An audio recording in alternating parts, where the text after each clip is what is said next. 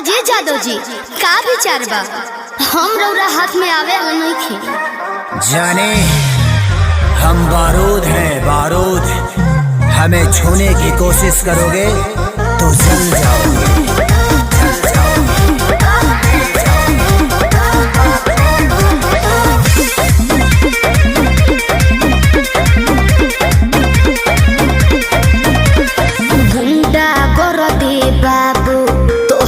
चले नहीं अच्छा मिली ना ऊंची झवा जौन तोहरा चाहे देवे के पड़ी। सीधे सीधे मनबू की सीधे सीधे मनबू की गोली चलबू हो नाच के मलकिनी जी कहाँ नाच के जईबू हो कहियो ना कहियो जा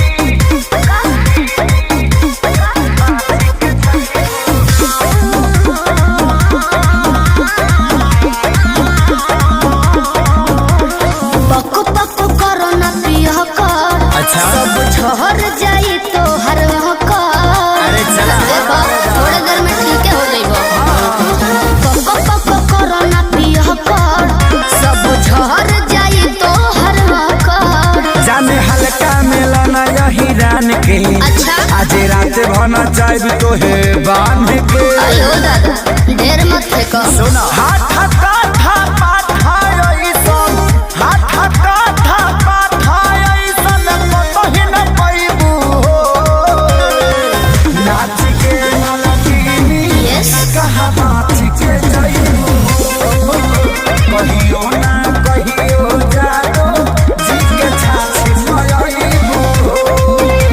देख लेम तारा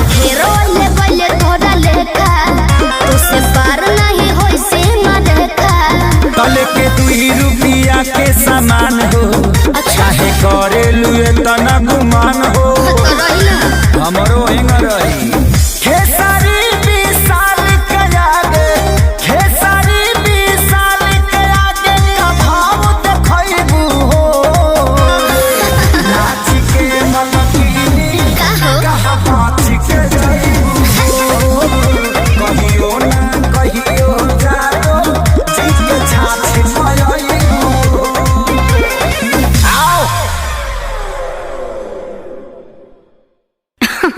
अरे पूरा इंडिया हिली बाबू, खाली तू देखत जा।